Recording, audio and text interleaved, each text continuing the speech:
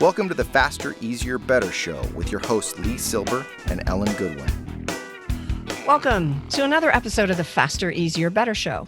I'm your co-host Ellen Goodwin, along with my co-host. I'm not doing this anymore. You're not doing the podcast anymore? No, that's the theme of the episode. It's about things we're not going to do anymore because they're inefficient.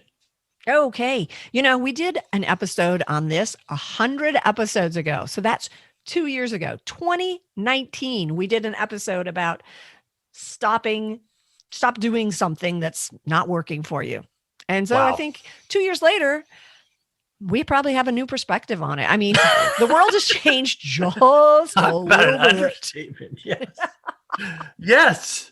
Yeah. And I think when I think of things that I realized were inefficient, it took a catastrophe to get me to realize, or I guess another way to look at it is, now I'm forced to do things differently. And in a way I've realized, wow, I should have been doing this all along.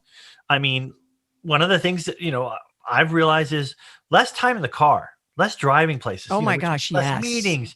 I'm not traveling as much to give speeches. I'm doing them virtually. I'm not taking the kids. I would use the word schlepping, but I actually enjoyed the time. But it's a lot less time driving the kids to and from school right now because they got kicked out of school. No, they didn't. Everyone got kicked out of school. Everyone got kicked out of school. Saying it like that.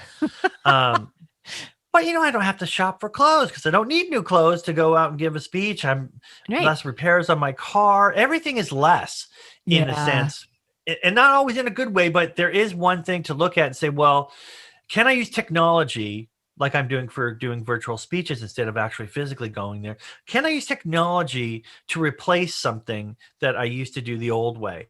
And that's kind of one positive thing, I guess, that came out of COVID is I'm starting to look at that, to use technology, even small things. Like I used to send angry emails at like 1 a.m. Thank God. I don't think I've ever received any of those. So I don't know if that means I don't make you angry or no. Lately, I'm stopping myself.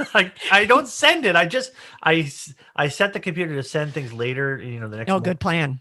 And I don't think people appreciate seeing something that's written at 1 a.m. So all my emails that I write at 1 go out in the next morning. But some of the ones that I'm not sure about, I'll review them again and say, "Ooh, no, ooh, yeah. What was I thinking?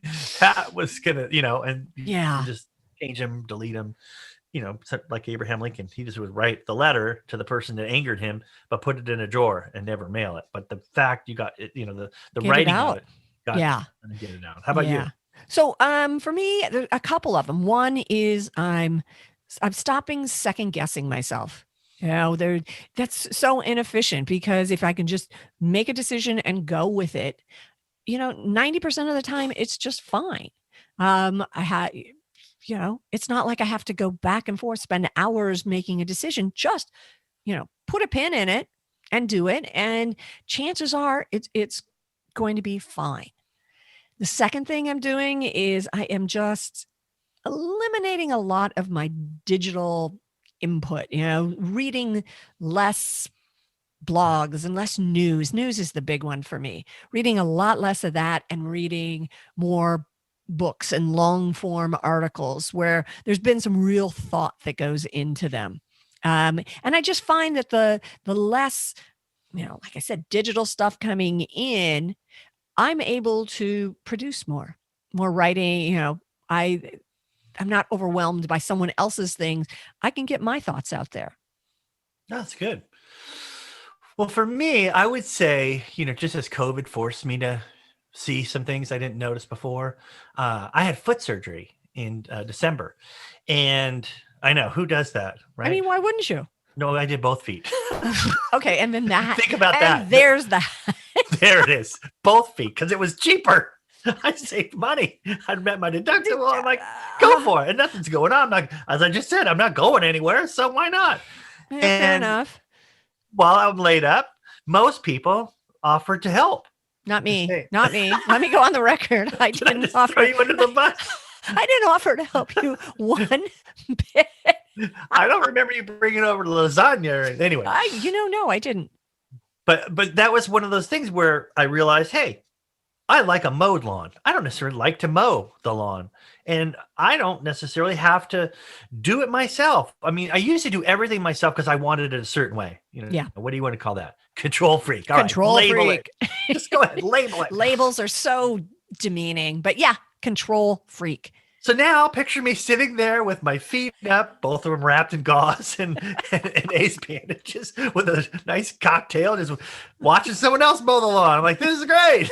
I mean, but I am certain about, I'm very particular. So yeah. But here's what I'm now the finisher. The finisher. The last 10%.